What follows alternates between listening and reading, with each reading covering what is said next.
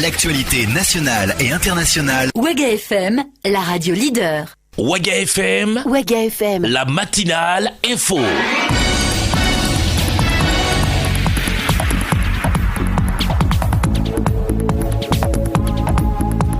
Jeudi 23 février 2017, il est 7h à Ouagadougou. Fidèles auditeurs de Waga FM, bonjour à tous et bienvenue à la matinale info, les titres de l'actualité. Les agents des péages du Burkina sont effectivement en grève depuis hier mercredi 22 février. Ils ont déserté les maisonnettes aux sorties et aux entrées des villes. Les voyageurs sont contents de passer sans payer, mais s'inquiètent pour les caisses de l'État. Dans ce journal, nous vous proposons un reportage réalisé à la sortie de Ouagadougou, route de Bobo-Dioulasso. Et puis, premier conseil des ministres pour le gouvernement Paul Kabatcheba II, c'était hier mercredi à la présidence du Faso. La synthèse des travaux est à suivre dans ce journal, ainsi qu'un entretien avec le professeur Al-Kassoum Maïga. C'est lui le tout nouveau ministre de l'enseignement supérieur, de la recherche scientifique et de l'innovation. Dabo Boukari fait parler de lui depuis que l'on a découvert une tombe supposée être la sienne. Sur le campus de l'université de Ouagadougou, les étudiants prennent la nouvelle avec beaucoup de pincettes et attendent que justice lui soit rendue à cet étudiant donc disparu depuis 1990. Vous les entendrez dans ce journal. L'école Guego s'invite dans le rapport 2016-2017 d'Amnesty International. L'ONG de défense des droits de l'homme parle de ces groupes d'autodéfense dans les pages consacrées à la violation des droits de l'homme. Des détails dans cette édition. Et puis lutte contre le tabagisme au Burkina, l'association Afrique contre le tabac ne baisse pas les bras. Les responsables de cette association dénommée Akonta étaient de nouveau face à la presse hier mercredi. Ils dénoncent la non-application de la loi anti-tabac au Burkina Faso. Mesdames, Messieurs, merci d'écouter le journal de 7h sur Waga FM et bienvenue à tous. Les infos sur Waga FM, présentation Paul-Miki Rwamba. Les infos sur Waga FM, l'actualité nationale. Annoncé il y a quelques jours, la grève de la coordination des comités CGTB des agents de péage a bel et bien débuté depuis hier mercredi 22 février 2017 sur toute l'étendue du territoire national. Un de nos reporters s'est rendu au poste de péage situé à la sortie de Ouagadougou, route de Bobo-Dioulasso, pour constater l'effectivité de la grève prévue pour se tenir jusqu'au mardi 28 février 2017. Je vous propose de suivre le constat fait par Aimé à Sawadougou. Des bureaux fermés, des agents de péage absents à leur lieu de service et des usagers qui circulent aisément sans marquer l'arrêt habituel au poste. C'est le constat que nous avons fait lors de notre visite au poste de péage sur la route nationale numéro 1 Ouaga-Bobo-Dioulasso dans la matinée du 22 février, soit le premier jour de grève de la coordination des comités CGTB des péages. Une grève qui fait le bonheur de certains usagers, comme ce monsieur que nous avons rencontré sur les lieux. Ce dernier appelle tout de même les péagistes à manifester d'une autre façon. Il y a une autre façon peut-être de manifester, c'est de porter un brassard noir pour montrer aux gens que voilà, nous ne sommes pas pour, montrer aux usagers qui passent, voilà, telles sont nos revendications. On peut distribuer des tracts pour que les gens puissent comprendre votre cause et pouvoir adhérer davantage. Sinon, bon, comme ça, nous, ça nous fait plaisir en tout cas parce qu'on ne paie pas de péage, mais bon, de façon générale, c'est pas bon pour l'économie. Cet usager, heureux de ne pas payer le péage le temps de la grève, se soucie tout de même de la santé financière de l'État. Pour cela, il invite les différentes parties de cette crise à jouer balle à terre. Il faut que chacun mette un peu de l'eau dans son vin, chacun donne du sien pour qu'on puisse développer ce pays. Si on compte uniquement sur l'État pour résoudre les problèmes, je pense qu'on ne va pas s'en sortir, quoi. C'est main dans la main que nous allons pouvoir résoudre ces problèmes. Le péage qui est ouvert, c'est des ressources qui partent en l'air. C'est un manque à gagner pour le budget national et ce budget pourrait servir justement à faire des choses intéressantes pour le pays. Débuté le mercredi 22, la grève des agents de péage prend fin le mardi 28 février 2017 et ce, sur toute l'étendue du territoire national. Elle a pour but d'exiger du gouvernement un examen diligent de sa plateforme revendicative.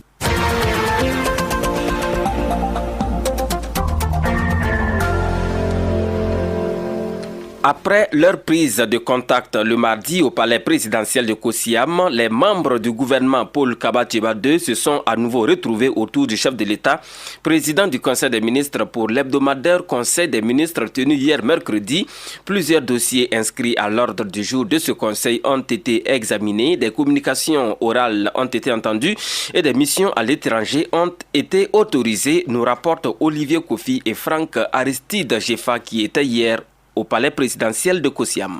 Le ministre de la Communication, porte-parole du gouvernement, qui a livré la quintessence des travaux inscrits à l'ordre du jour de ce Conseil des ministres, Rémi Fulgence Dandinou, a d'abord donné le contenu de 2 décrets adoptés au titre du ministère de l'administration territoriale et de la décentralisation, dirigé désormais par le tout nouveau ministre Siméon Sawadogo. Il y a 2 décrets qui ont été adoptés portant sur la stratégie nationale de l'état civil au Burkina Faso, révisée. Il y avait une stratégie qui existait depuis 2012 et après évaluation, donc cette stratégie a été révisée. Elle prend en compte 6 axes qui sont la modernisation et la sécurisation, le renforcement des capacités des structures et des acteurs de l'état civil, l'adhésion des populations au service de l'état civil, la production de statistiques de vie, la consolidation des cadres juridiques et institutionnels, l'amélioration des prestations publiques de l'état civil et un 6e point, le suivi et évaluation. Il est évalué à peu près à 35 milliards de francs CFA pour un plan d'action qui va s'étaler entre 2017 et 2021, financé à 30% par le budget national et à 70% par les partenaires techniques et financiers. Au titre du ministère des Transports, de la Mobilité urbaine et de la Sécurité routière, un décret fixant les modalités d'immatriculation des véhicules automobiles, remorques, semi-remorques et des cycles dont la cylindrée est égale ou supérieure à 50 cm3 a été adopté aussi, selon le ministre de la Communication, porte-parole du gouvernement, Rémi Fulgence Dandinou. La loi dit que tous les 10 ans, nous devons revoir l'immatriculation de notre pays. Donc depuis 2005, il n'y a pas eu de réimmatriculation dans notre pays. Et en plus de cela, il y a un élément essentiel qui est posé, c'est la question de la sécurité. Il faut savoir que dans le contexte actuel, le fichier que nous avons ne nous permet pas d'avoir une bonne traçabilité des véhicules qui peuvent être utilisés, motos ou autres, peuvent être utilisés pour commettre des actes notamment attentatoires à la sécurité. Le décret a été adopté par le Conseil des ministres. Les Burkinabés donc auront 36 mois pour se mettre à jour par rapport à ces éléments-là. Rémi Fulgence Dandinou a aussi évoqué la communication orale faite par le premier responsable de la culture et du tourisme au Burkina Faso, le ministre Taïrou Bari. Le ministre nous a parlé du FESPACO, avec notamment la cérémonie d'ouverture qui va connaître la présence effective de l'excellence le président Roch-Marc Christian Kaboré, avec donc également les activités qui vont marquer cette cérémonie-là, à savoir notamment la prestation d'artistes nationaux et internationaux. Nationaux, vous avez notamment les lauréats de la Semaine nationale de la culture, des artistes de renom comme Sissao et Smokey, et puis international, vous avez essentiellement Alpha Blondy.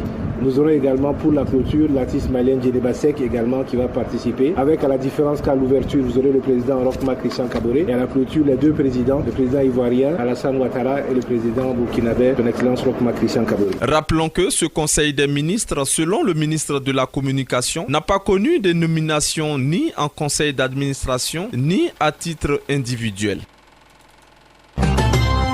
Et puis parmi les nouvelles personnalités qui ont fait leur entrée dans le nouveau gouvernement figure un universitaire en la personne du professeur Alkassoum Maïga.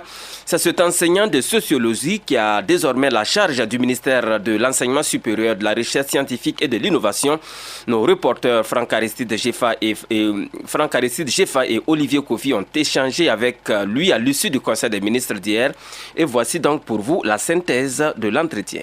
Mais le lundi dernier, à l'issue du remaniement ministériel opéré par le président du Faso, président du Conseil des ministres, le tout nouveau ministre en charge de l'enseignement supérieur mesure la responsabilité qui est la sienne et annonce déjà ses premières actions. Professeur Alkassoum Maïga. C'est la préoccupation essentielle des plus hautes autorités, c'est de faire en sorte effectivement qu'au niveau de nos universités, qu'on revienne à un cycle normal pour les années académiques. On sait bien qu'il y a beaucoup de chevauchements, ce qui met en péril notre système éducatif.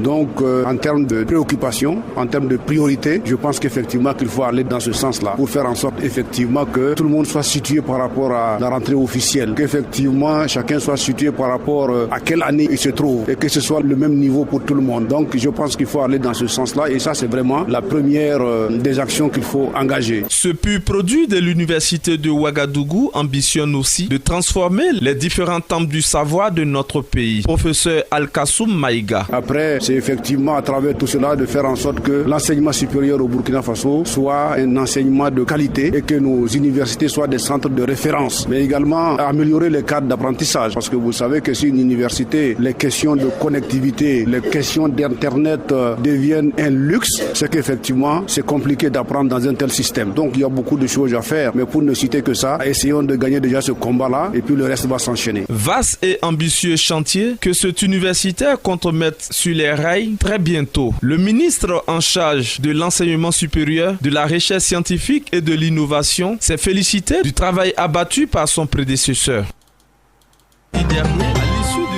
Et puis, tous les nouveaux membres du gouvernement remanié prennent officiellement fonction aujourd'hui, jeudi 23 février 2017. Les cérémonies de passation des charges et installation auront lieu selon les horaires ci-après et dans les salles de réunion de leurs ministères respectifs. 8h, 8h45, le nouveau ministre Nicolas Méda prend fonction au ministère de la Santé.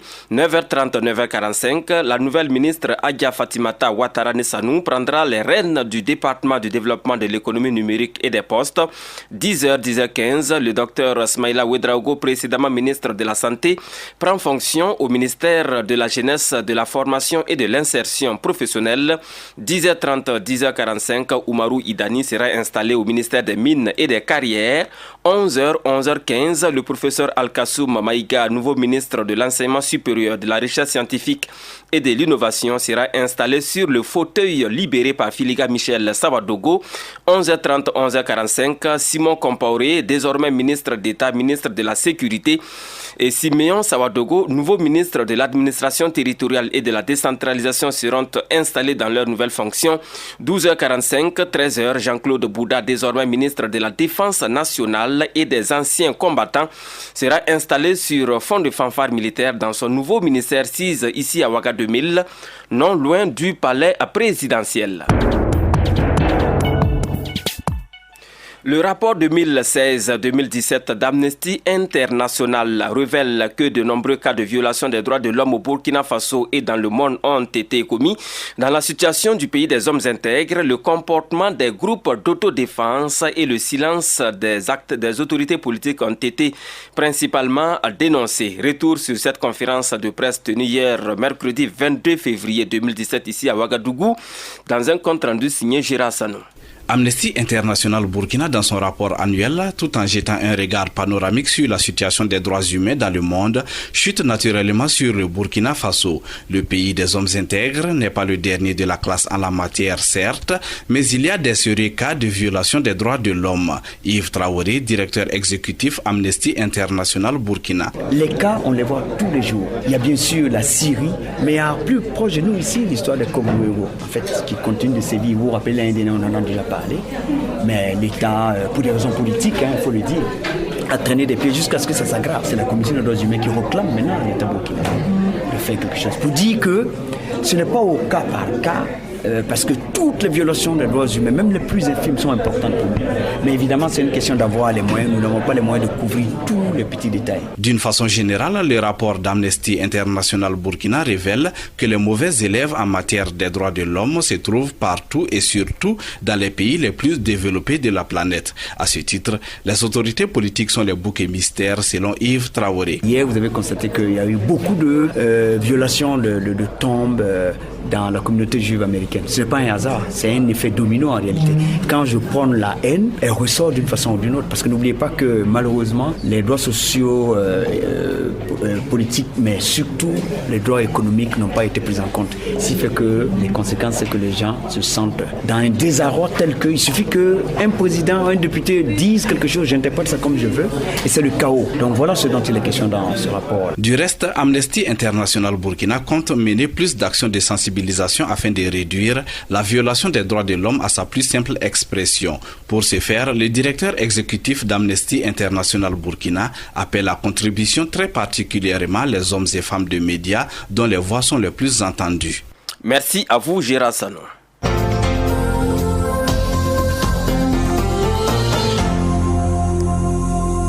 Affaire Dabo Boukari, 27 ans après. Je vous l'annonçais en titre. La supposée tombe de l'étudiant en 7e année de médecine disparu en 1990 a été identifiée à Pau, non loin de la frontière ghanéenne. Comme vous le savez, mesdames, messieurs, chaque année, les étudiants réclament, quelquefois violemment, la justice pour Dabo Boukari. Que pense-t-il de la découverte de la prétendue tombe? Réponse dans ce micro-trottoir réalisé et commenté par Sita Bansé. Dabo Boukari, cet étudiant arrêté en 1990 à l'issue d'une manifestation sur le campus de Zogona et dont on n'en a plus entendu parler, reposerait à Pau, dans la province de Naouri. À notre micro, quelques étudiants réagissent après ces révélations. Depuis là, c'est maintenant que nous nous rendons compte de la supposée tombe. On ne sait pas réellement si c'est son corps qui est à l'intérieur ou pas. Avec la découverte de cette tombe-là, nous, en tant qu'étudiants, on n'est pas satisfaits. Il faut qu'on aille directement peut-être à la révolution, venir nous dire qu'est-ce que Dabo Boukari a fait concrètement. Il a été assassiné. Depuis 1990, nous avons mené des luttes. Mais jusqu'à là, rien. Nous voyons avec la venue du nouveau régime quelques avancées des dossiers, tels que Dabo Boukari, Thomas Sankara. J'interpelle à nouveau les autorités, les dirigeants burkinabés. Il faut qu'ils sachent que non, ils ont assez embrouillé la population burkinabé. 27 ans après sa disparition, c'est ce 21 février 2017 qu'a été conduite la famille du défunt sur le lieu de la tombe de l'étudiant. Cependant, certains étudiants en attendent plus. À chaque fois, dans les rencontres de l'ANEB et de trucs, ils arrivent à expliquer et le nom de Salif Diallo ressort toujours. Et aujourd'hui, Maître Benemende, qui est lui-là même l'avocat de la famille et qui se trouve pratiquement dans la boue avec ces personnes-là. Je pense que même s'il y a des traces sur ces personnes-là, il ne va pas les faire ressortir. Non, je ne sais pas ce qu'il a tué. C'est pas une question de sa tombe, c'est pas sa tombe. Nous voulons de vraies investigations. Parce que nous pensons qu'actuellement, ce qu'ils sont en train de faire, c'est une mascarade. Ce coupable soit montré aux yeux de tout le monde. Il y a de ces non-dits qui lui refusent de nous faire toucher. Et nous, on interpelle l'autorité à réellement se diriger vers la vérité. Les gens essaient de camoufler cette vérité-là. Nous souhaitons avoir, même si c'est une parcelle de la vérité, vraiment, il faudra qu'on accélère un peu les choses parce que à chaque fois, on ne va pas être là en train de demander justice. Rappelons que dans ce dossier, ce sont le général Gilbert Guinguéré et le colonel-major Mamadou Bamba qui ont été pour l'instant formellement inculpés. Des propos recueillis pour vous par Sita Bansi.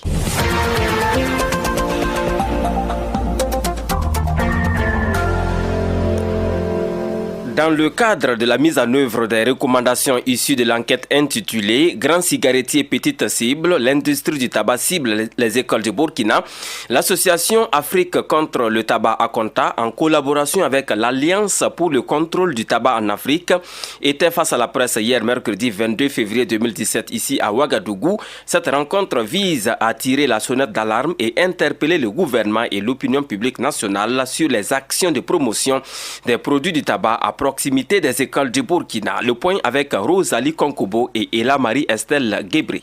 Après 5 mois d'interpellation du gouvernement à prendre ses responsabilités face à une pratique jugée dangereuse de la mabusig par l'association Afrique contre le tabac pour l'avenir des enfants du Burkina Faso, les membres de l'association s'indignent face aux multiples actions de promotion et de vente des produits du tabac à proximité des écoles par l'industrie du tabac.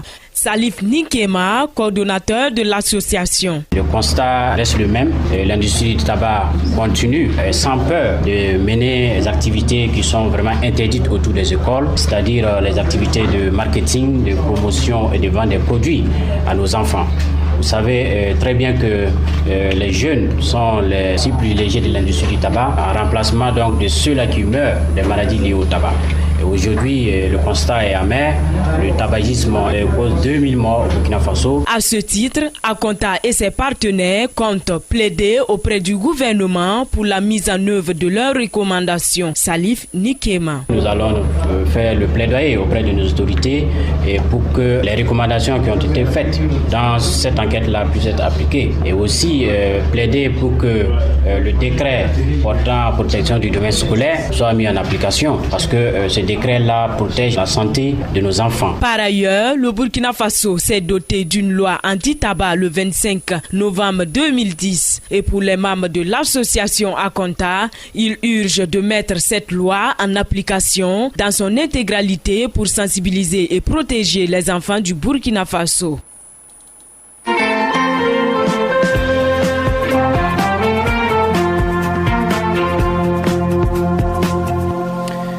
Un mot de culture dans cette édition, alors qu'il est exactement 7h19 à Ouagadougou. Le FESPACO 2017, c'est pour le 25 février prochain, c'est-à-dire dans 2 jours très exactement. À l'occasion de cette édition, les tout petits ne seront pas oubliés.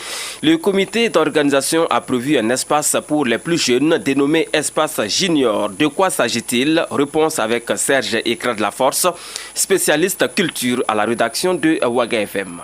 FESPACO, on peut le dire, n'a oublié personne. Le Burkina Faso, longtemps considéré comme la capitale du cinéma africain, a jugé que l'intérêt du 7e art doit être aiguisé dès le bas âge. Dans les activités officielles de cette 25e édition de la Biennale, est bien inscrit l'espace junior dont la responsable est Namunata Nikiema. Concernant en fait l'espace junior, qui est quand même à sa 14e année, parce que c'est depuis 2003 que cet espace dédié aux jeunes publics existe. Cette année, en fait, nous allons nous déplacer vers le palais de la culture Jean-Pierre Guédané. Puis il y a une programmation spécifique pour le jeune public en tenant compte en fait de leur classe d'âge. Les matinées de 9h à 11h, c'est des projections axées sur les films d'animation. Donc le préscholaire scolaire et le primaire. Et à partir de 11h, c'est plus les primaires et les secondaires jusqu'au soir à 18h. Namunata Nikiema a opté pour la méthode d'approche par correspondance. Selon elle, afin de susciter un grand engouement lors des projections juniors, de nombreux courriers ont été adressés à plusieurs établissements scolaires et préscolaires, tant à Ouagadougou qu'à l'intérieur du pays. Elle en a profité pour décliner les objectifs d'une telle initiative. C'est une initiative qui a été mise en place par le FESPACO pour quelque part habituer le jeune public à voir les films en salle. Et dans cette perspective-là, c'est comme le DG disait, comment en fait planifier en fait la chaîne de l'industrie du cinéma. Donc ces enfants à l'âge adulte auront en fait cette habitude à aller naturellement en salle. Donc pour l'instant c'est pas payant. C'est ouvert en fait aux jeunes publics. Donc on ne demandera pas à un enfant de 4 ans ou de 5 ans de payer. Voilà, c'est bien clair. Pour les tout petits, c'est 100% gratuit. Alors, avec l'assistance des parents, certainement, les salles juniors refuseront du beau petit monde. Merci à vous, Serge Écrat de la Force, déjà accrédité pour le FESPACO 2017. Eh bien, de la culture, nous passons au sport et c'est tout de suite. Les infos sur Ouaga FM, la page sport. Et toute l'actualité sportive, c'est avec vous, Salif Kabouré. Bonjour et bienvenue. Bonjour Paul Miki Rwamba, bonjour à toutes et à tous et merci donc de nous rejoindre ce matin. Les résultats des matchs en retard de la 10e journée du championnat de première division ont été disputés hier sur l'ensemble du pays à travers différents stades. Et voici les résultats obtenus. COSAF a fait match 0-0 contre l'AS Police. L'Étoile filante de Ouagadougou et la SFB se sont également séparés sur la même marque de 0-0. Victoire de l'Union sportive de Ouagadougou sur Raïmo FC par 3-0.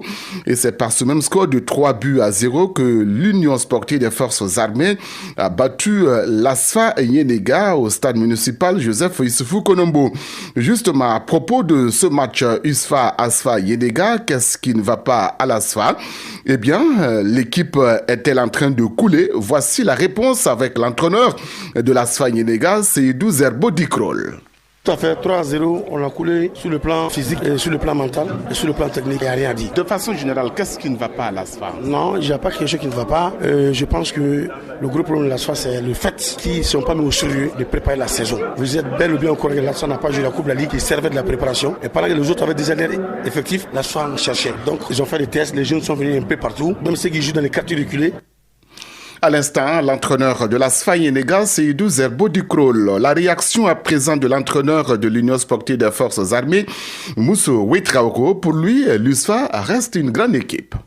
Soit c'est un grand club des années antérieures, mais cette année c'est un grand club, mais avec des petits joueurs, avec un coach assez ambitieux, même si les jeunes en termes de pratique sportive, j'ai des jeunes joueurs, c'est pour cela souvent j'ai besoin des jeunes joueurs pour qu'ils m'accompagnent dans mon projet, pour qu'ils adhèrent. Donc nous restons dans cette ligne de conduite et nous essayons de prendre plaisir Parce que les jeunes, c'est le plaisir s'ils arrivent à adhérer à ton projet, à arriver à comprendre ton schéma technique et s'exprimer au mieux de leur forme. Je pense que tout va venir, étant donné que l'USFA, c'est une équipe qui a l'habit du désordre financier. Et je pense que si tout est là, financièrement, si les joueurs sont satisfaits, il n'y a pas de raison que sur le plan technique, nous, on ne les accompagne pas à ce que la hiérarchie des militaires soit aussi satisfaite.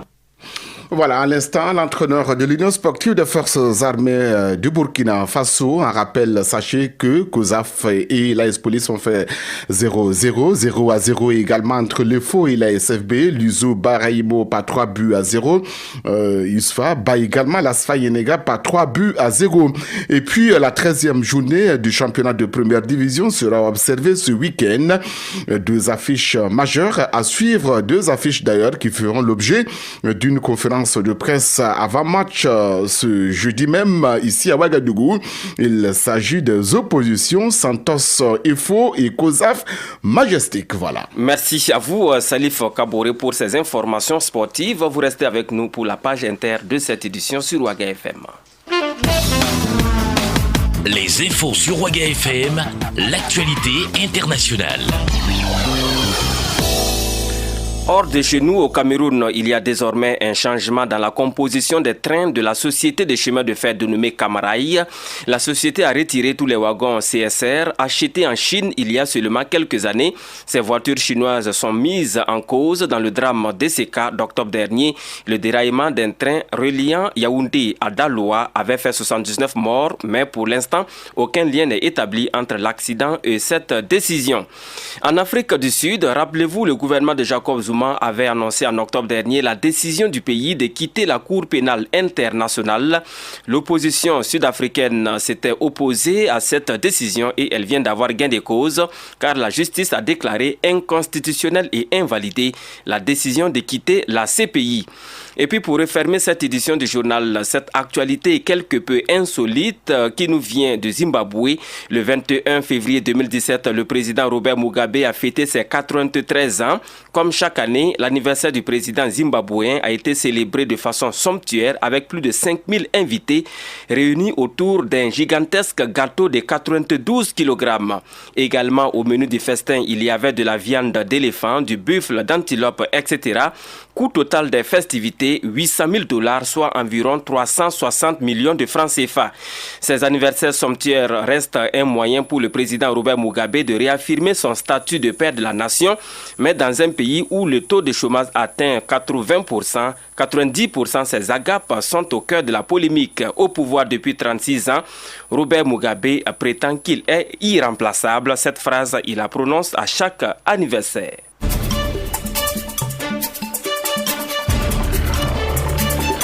Mesdames, Messieurs, c'est tout pour cette édition du journal sur Ouaga FM. Tout de suite, la une des quotidiens avec Salif Kaboré, 7h45, Presidential Time. Nous sommes jeudi et à 8h, le retour des infos sur la radio de toutes les générations. Merci de votre fidélité au programme de Ouaga FM.